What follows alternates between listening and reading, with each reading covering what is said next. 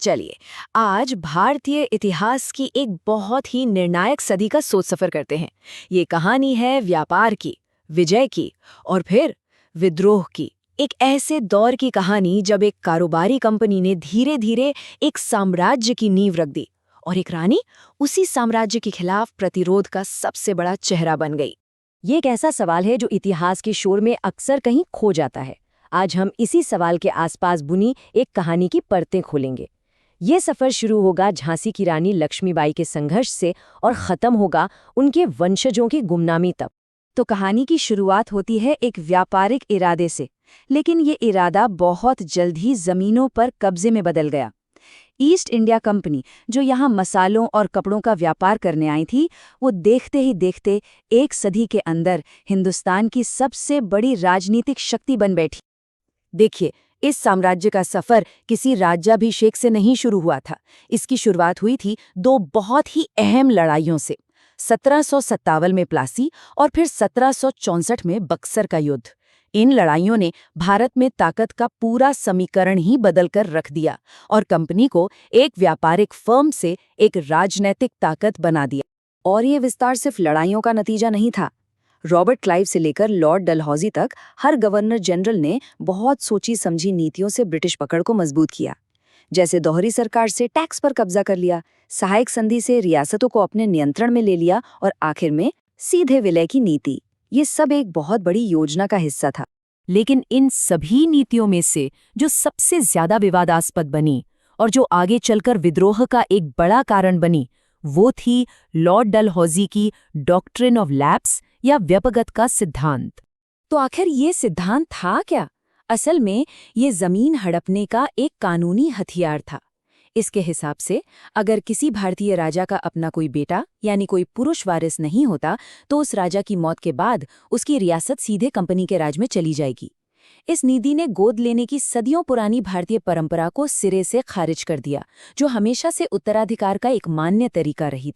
और इसका असर बहुत दूर तक गया। सतारा, जैतपुर, संबलपुर, नागपुर और हाँ, झांसी, एक के बाद एक कई रियासतें इस नीति का शिकार हुईं। जाहिर है, इससे बाकी रियासतों में भी एक डर और नाइंसाफी की भावना फैल गई, जिसने 1857 के विद्रोह की आग को और भड़का दिया। और इसी नाइंसाफी की आग से एक ऐसी शख्सियत का उदय हुआ जो बगावत का चेहरा बन गई। हम बात कर रहे हैं रानी लक्ष्मीबाई की, जो सिर्फ एक रानी नहीं बल्कि ब्रिटिश विस्तारवाद के खिलाफ उस लड़ाई का प्रतीक बन गईं। और देखिए, दिलचस्प बात यह है कि ये शब्द किसी दोस्त या दरबारी के नहीं हैं। ये कहा था उनके सबसे बड़े दुश्मन ब्रिटिश कमांडर ह्यू रोज ने। शायद ये एक लाइन ही रानी लक्ष्मीबाई की शख्सियत और उस विद्रोह में उनकी अहमियत को समझाने के लिए काफी है। रानी का व्यक्तित्व इतना असाधारण क्यों था? इसका जवाब उनकी परवरिश में छिपा है। उस जमाने में जब ज्यादातर राजकुमारियों को महल की चार दीवारी के अंदर ही रखा जाता था, मणिकर्णिका यानी लक्ष्मीबाई को एक योद्धा की तरह पाला पोसा गया। घुड़सवारी, तलवारबाजी, निशानेबाजी, इन सब की तालीम ने उन्हें एक ऐसी भूमिका के लिए तैयार किया जो उस वक्त की सोच से बहुत आगे थी। तो जब उनके पति की मौत के बाद अंग्रेजों ने दत्तक पुत्र के अधिकार को नहीं माना और झांसी पर कब्जा कर लिया, तो उन्होंने रानी को चुप कराने की एक कोशिश की। उन्हें 60,000 रुपए की सालाना पेंशन की पेशकश की गई। उस जमाने में ये एक बहुत बड़ी रकम थी, लेकिन रानी के लिए ये उनके राज्य के स्वाभिमान का सौदा था, जो उन्हें बिल्कुल मंजूर नहीं था। और यहीं से उनके इस इनकार के साथ ही उनकी कहानी उस मोड़ पर पहुंचती है जिसके लिए वो आज भी अमर हैं, यानी अपने राज्य के लिए उनकी लड़ाई और उनके वो आखिरी दिन जो हिम्मत और बलिदान की एक मिसाल बन गए। इसके बाद जो हुआ वो किसी महागाथा से कम नहीं है। पहले तो हफ्तों तक झांसी के किले की हिफाजत करना, फिर जब किला हाथ से निकलने लगा तो दुश्मन को चकमा देकर अपने बेटे को पीठ पर बांधकर वहां से निकल जाना। लेकिन वो रुकी नहीं। उन्होंने तात्या टोपे के साथ मिलकर ग्वालियर पर कब्जा किया और लड़ाई जारी रखी। उनकी आखिरी लड़ाई उनकी जबरदस्त इच्छा शक्ति का सबूत। ये एक ऐसी छवि है जो हम सबके जहन में बस गई है। एक सैनिक की वर्दी में रानी, पीठ पर उनका बेटा और घोड़े पर सवार।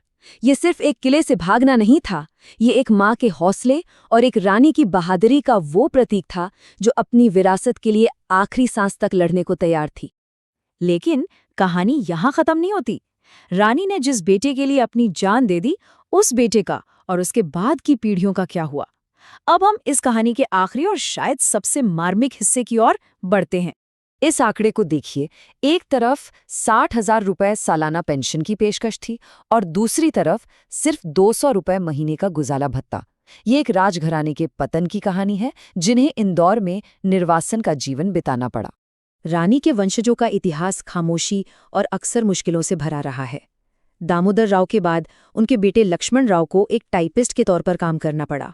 अगली पीढ़ी के कृष्ण राव भी एक स्टेनोटाइपिस्ट थे और उनकी मौत के बाद तो वो पेंशन भी बंद हो गई। कई पीढ़ियों के संघर्ष के बाद चौथी पीढ़ी में अरुण राव इंजीनियर बने और 1994 में परिवार ने अपना पहला घर खरीदा।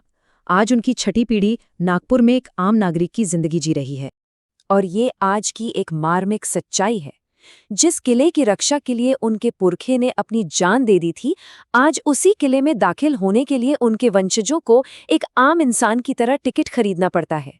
ये उनके शाही अतीत और आज की हकीकत के बीच की एक बहुत बड़ी दूरी को दिखाता है। तो आखिर में ये सवाल सिर्फ रानी लक्ष्मीबाई के वंशजों का नहीं है, ये हम सबका है।